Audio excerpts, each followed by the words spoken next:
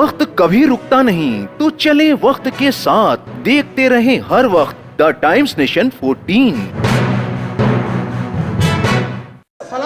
पाकिस्तान के पाराचीनार में हुए नरसंहार के बारे में लखनऊ में एक एहतजाज किया गया, जिसमें तमाम लोगों ने मिलकर तशद्दुद पर एतराज़ किया और हिंदुस्तानी हुकूमत से मुतालबा किया कि वो अपनी रसूख के साथ पाकिस्तान की सरकार पर दबाव बनाए ताकि तशद्दुद करने वाले गिरफ्तार किए जाएं और उनके सख्त सख्त सज़ा दी जाए। पाकिस्तान के इलाके पाराचीनार में मुसलमानों, खास तौर पर शिया मुसलमानों के कत्लेआम के खिलाफ हिंदुस्तान भर में एहतजाजी मुजाहिरों का सिलसिला लगातार जारी है। इसी सिलसिले में लखनऊ के छोटे इमामबाड़े में एक एहतजाजी जलसे का इनेकाद किया गया, जिसमें पाकिस्तान के इलाके पाराचीनार में कत्लेआम की कड़े शब्दों में निंदा करते हुए पाकिस्तानी हुकूमत की इस मामले में मुजरिमाना खामोशी पर सख्त अल्फाज में तनकीद भी की गई। वहीं इस एहतजाजी जलसे में दूसरे देशों में बसने वाले माइनॉरिटीज को नागरिकता देने के कानून में संशोधन करते हुए पाकिस्तान में अल्पसंख्यक शिया मुसलमानों को भी हिंदुस्तान की नागरिकता देने की मांग की गई। साथ ही भारत द्वारा यूनाइटेड नेशन में पाराचीनार में हो रहे कत्लेआम के खिलाफ आवाज उठाने और इसके खिलाफ सख्त इकदाम किए जाने का भी मुतालबा किया गया।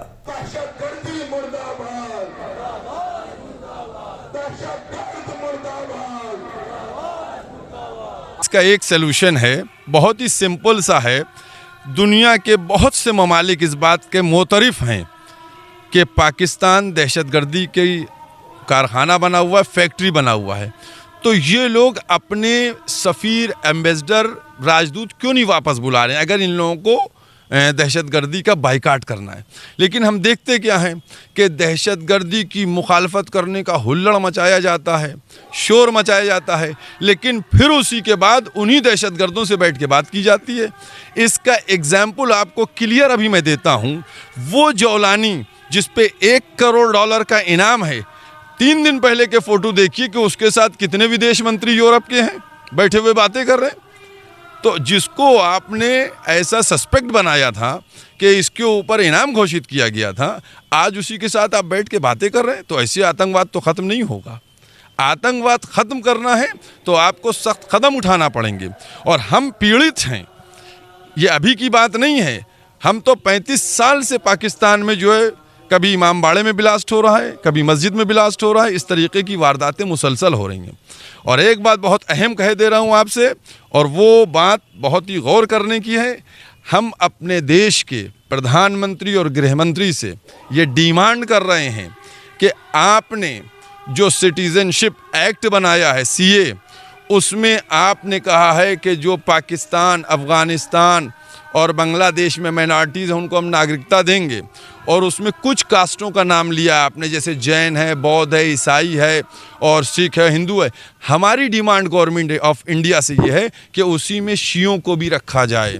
अगर शिया पाकिस्तान से, बांग्लादेश से और अफ़गानिस्तान से आता है हिंदुस्तान, तो उसको भी नागरिकता दी जाए, क्योंकि ये भी इन ममालिक में माइनॉरिटी में है, अक़लियत में है। इससे 30-35 साल पहले, 40 साल पहले जो ज़ियाउल हक ने खेती की थी, आज वो परवान चढ़ चुकी है और पाकिस्तान पूरी दुनिया में दहशतगर्दी और टेररिज्म का एक फैक्ट्री बन चुका है। और टेररिज्म जो है पूरी दुनिया में वहीं से फैलता है।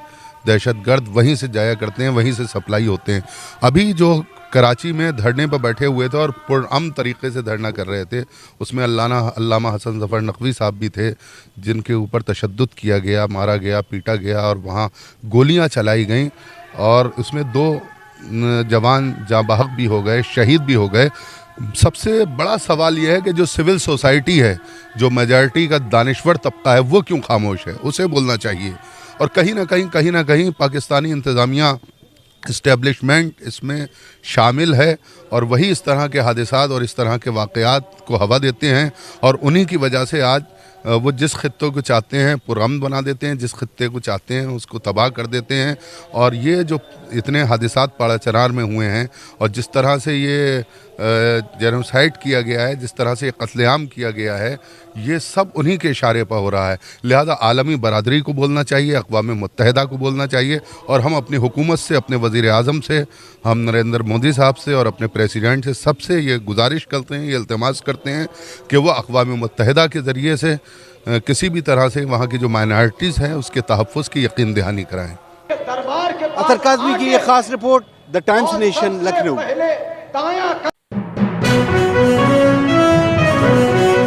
देखते रहें हर वक्त द टाइम्स नेशन 14।